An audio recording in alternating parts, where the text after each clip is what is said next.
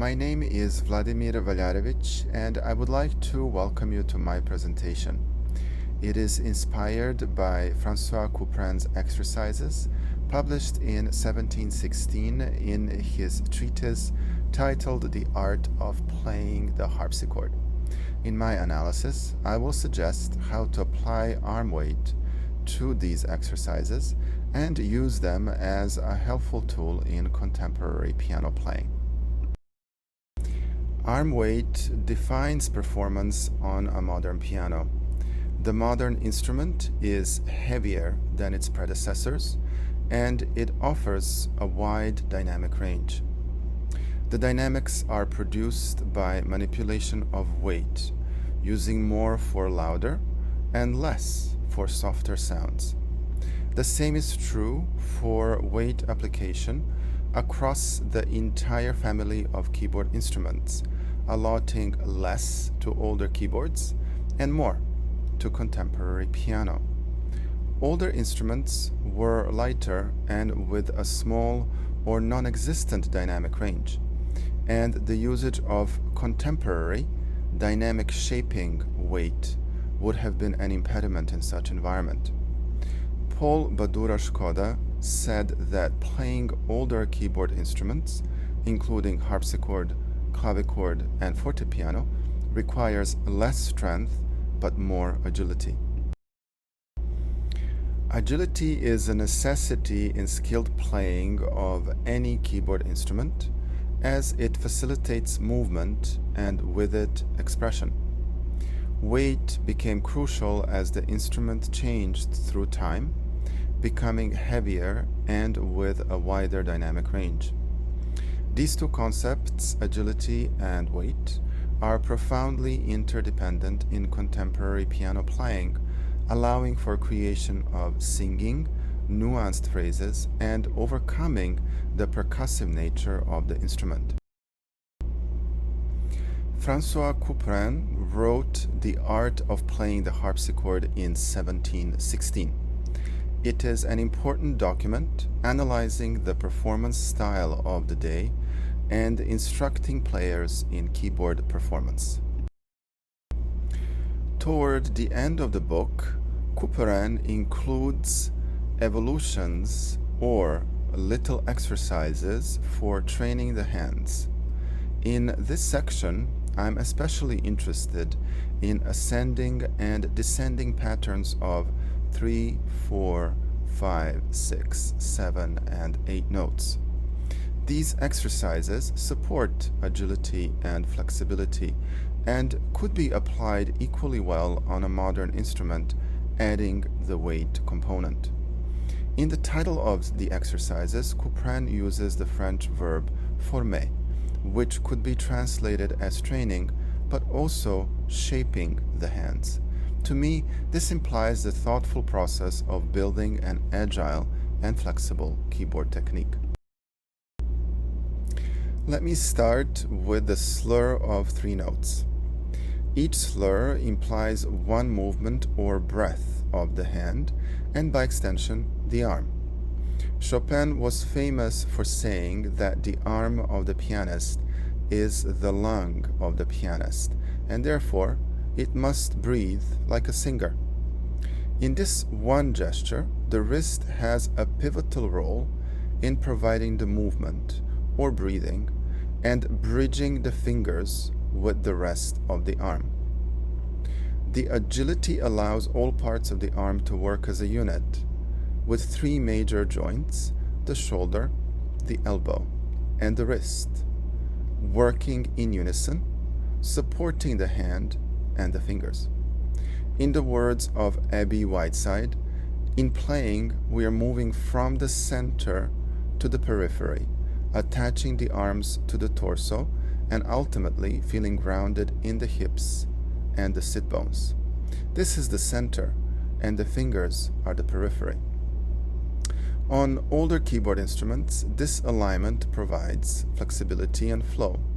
On a modern piano, we need to add the weight to this agility and flow to create variety of sound and expression.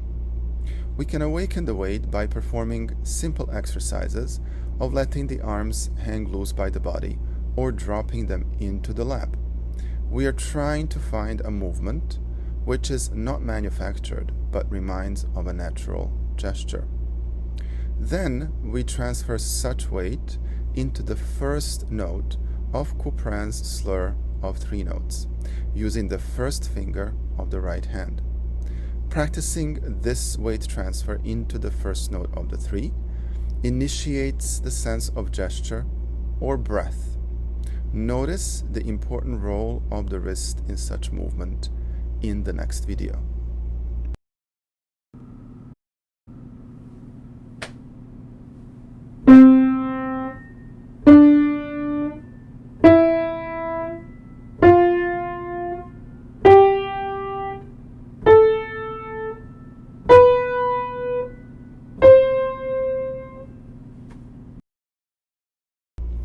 The power of sound is determined by the speed of the descending arm and the amount of weight used. This, in essence, represents Newton's second law of motion, where force equals mass times acceleration. To this, we may add the height in piano playing, which will impact the acceleration of the mass, that is, the arm weight. We can experiment with different combinations of speed and mass, as well as height.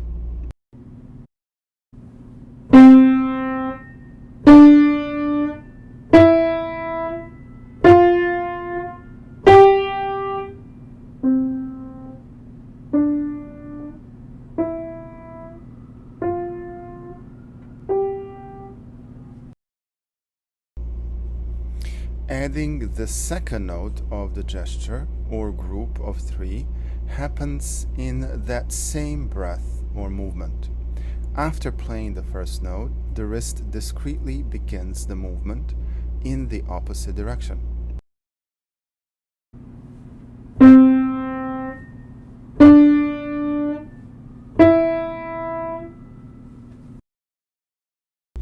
This may be compared to Newton's third law of motion, which states that for every action there is a reaction.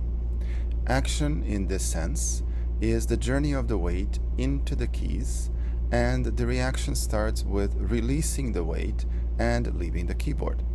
In a way, the keyboard surface acts like a springboard and provides reaction to the downward movement of the weight-carrying hand. This action-reaction idea makes the gesture more agile and dynamic. As the hand starts the reaction segment of the gesture, it picks up the second note. Therefore, the second note is not a separate movement, a separate entity, but an integral part of the movement, gesture, breath, or action-reaction. By doing this, we also transfer the weight, with first note taking more and the second one less. The third note will be added in a similar fashion.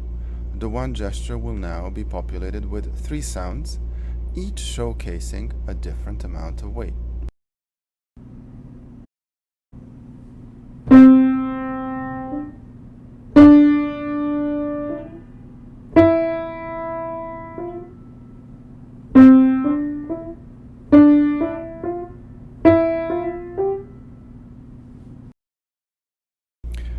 The same principle will continue with 4, 5, 6, 7, or 8 notes marked on the screen with arrows, adding more notes to one gesture or breath.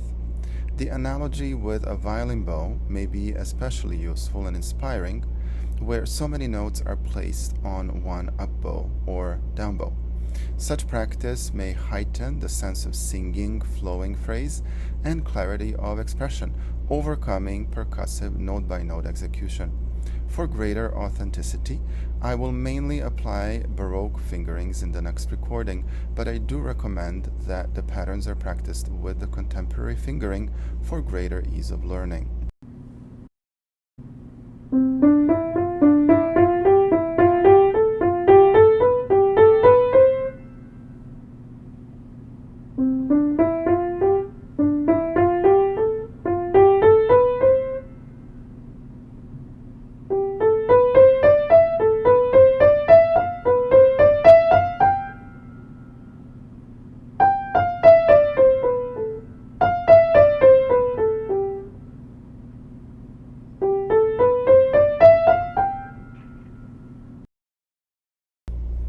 As you view the presentation resources on the screen, I would like to bring this brief lecture to a close. Even though written in 18th century, Couperin's exercises for shaping the hand could be a useful tool in today's teaching toolbox. In 1917, Ferruccio Busoni said, "The acquirement of technique is nothing else than fitting a given difficulty to one's own capacities." While inspiring students to reflect on Busoni's words, pedagogues may consider Couperin's exercises as a tool for developing a musical, agile, flexible, and efficient piano technique. Thank you for viewing my presentation.